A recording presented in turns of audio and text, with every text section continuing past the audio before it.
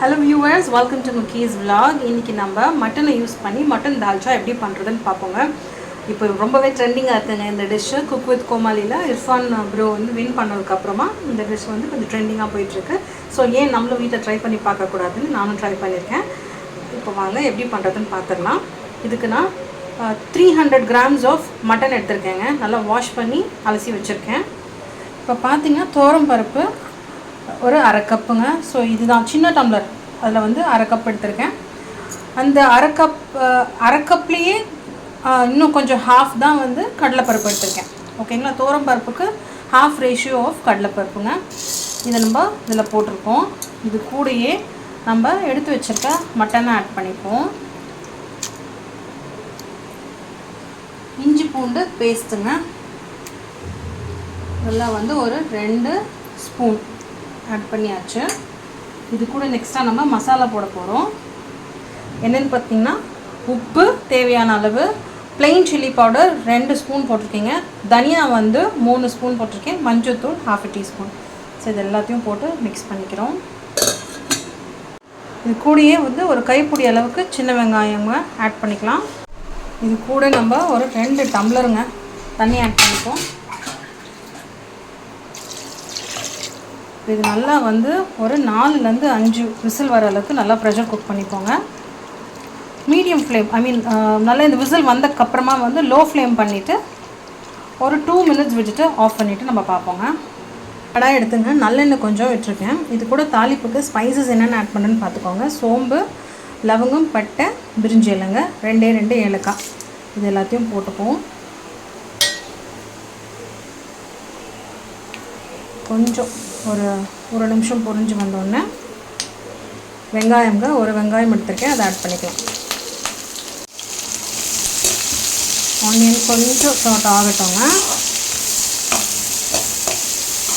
இது கூட வந்து நெக்ஸ்ட்டாக நம்ம ஒரு தக்காளி ஆட் பண்ண போகிறோம். காயெல்லாம் தனியாக வேக வச்சுக்குவாங்க. நம்ம பருப்பு மட்டனை கூட தனித்தனியாக வேக வச்சு பண்ணலாம். ஆனால் நான் வந்து இன்றைக்கி ஒன்றா தான் போட்டு வேக வச்சுருக்கேன்.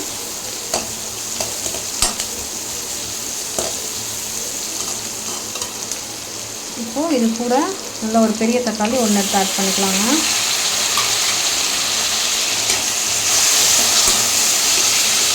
எல்லாமே வந்து கொஞ்சம் நேரம் இப்படி வதக்கிக்கோங்க. இல்லை மொத்தமாக சேர்த்து வதக்கிக்கலாம்.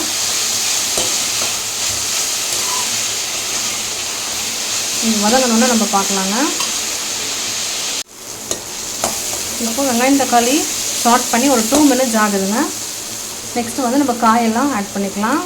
இதுக்கு நான் வந்து ஒரு 150 grams ஆஃப் கத்திரிக்காங்க நல்லா இந்த மாதிரி பொடியாக நறுக்கி வச்சுருக்கேன், அதை ஆட் பண்ணிக்கிறேன்.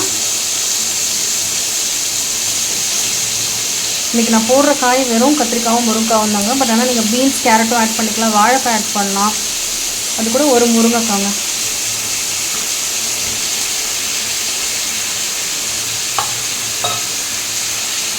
இது கூடயே நம்மளோட குழம்பு மிளகாத்தூள் ஒரு ஸ்பூன் போட்டுக்கிறோங்க. நம்ம அதுலேயும் காரம் போட்டிருக்கோம். இதில் இந்த காய் வேகிறதுக்கும் அதில் மசாலா இறங்குறதுக்கும் தான். கொஞ்சமாக மஞ்சள்தூள், அதே மாதிரி உப்பு ஒரு 1/4 டீஸ்பூன். சும்மா எல்லாமே இந்த காய்க்காக தனியாக போடுறதுங்க, இல்லைன்னா உப்பு காரம் இறங்காமல் இருக்கும் காயில். காய் ஓரளவுக்கு வதக்கிடுச்சுங்க. இப்போ இது கூட காய் வேகிற அளவுக்கு தண்ணி ஊற்றுவோம். நம்ம யூஸ்வலாக காய்க்கு எவ்வளோ குக் டைம் கொடுப்போமோ அந்த மாதிரி கொடுத்துருவாங்க. நசுக்கி பார்க்கும்போது காய் வெந்துருச்சுன்னா நம்ம குக்கரில் வச்சுருக்க பருப்பும் மட்டனும் இதில் எடுத்து ஆட் பண்ணிக்கலாங்க.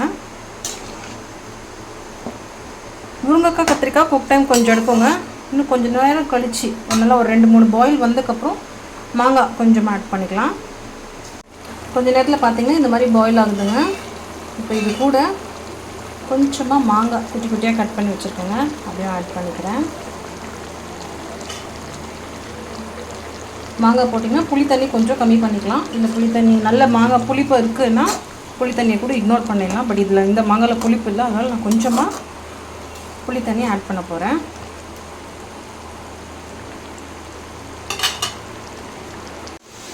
காயெல்லாம் நல்லா வெந்தாச்சுங்க. இப்போது நம்ம புளி தண்ணியை ஆட் பண்ணிக்கிறோம். நல்ல ஒரு ஃப்ளேவருங்க. ஸ்பைசஸ் போட்டு காய் வதக்குறது நல்ல ஒரு ஃப்ளேவர். நம்ம ஃபைனலாக டிஷ் எப்படி வருதுன்னு டெஸ்ட் பண்ணி பார்த்துடலாம்.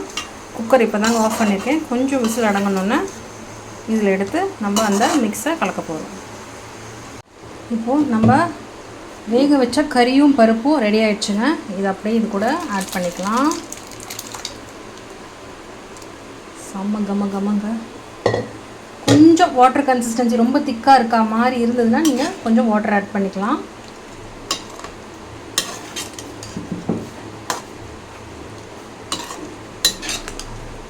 எனக்கு இந்த கன்சிஸ்டன்சி ஓகே அப்படின்ற மாதிரி இருக்குது. நல்லா இது ஒரு கொதி விட்டுட்டுங்க ஃபைனலாக நம்ம கொத்தமல்லி போட்டு கார்னிஷ் பண்ண வேண்டியது தாங்க. தால்ச்சா அட்டகாசமாக கலர்ஃபுல்லாக நல்ல வாசம் மணத்தோடு ரெடி ஆகிடுச்சு.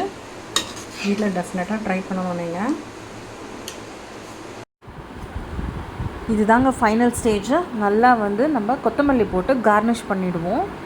நிஜமாகவே மஸ்ட்டு ட்ரை டிஷ்ஷுன்னு நான் சொல்லுவாங்க. இது நானுமே ஃபஸ்ட் டைம் ட்ரை பண்ணுறேன். பட் ரொம்ப டேஸ்டியாக வந்திருக்கு. டேஸ்ட் பண்ணி பார்த்தோம். நீங்களும் டெஃபினட்டாக இது ட்ரை பண்ணி தேங்காய் பால் எடுத்து செய்கிற கோகனட் ரைஸாக இருக்கட்டும், கீ ரைஸாக இருக்கட்டும், ரொம்ப ஒண்டர்ஃபுல்லாக போகும். பிரியாணிக்குமே நல்லா போகும். கொஞ்சம் மைல்டு ஃப்ளேவரில் நீங்கள் பிரியாணி நல்லா பண்ணிவிட்டு இந்த கிரேவி வச்சு சாப்பிட்டிங்கன்னா ரொம்ப அட்டகாசமாக இருக்கும். ஒயிட் ரைஸ் டிஃபனுக்குமே நல்லா இருக்குங்க. பட் ஆனால் கீ ரைஸ் மெயின் காம்பினேஷன் இதுக்கு. டெஃபினட்டாக ட்ரை பண்ணி பார்த்துட்டு எப்படி இருக்குன்னு கமெண்ட் பண்ணுங்கள். Hope you enjoyed the video. Thanks for watching. Take care. Bye now.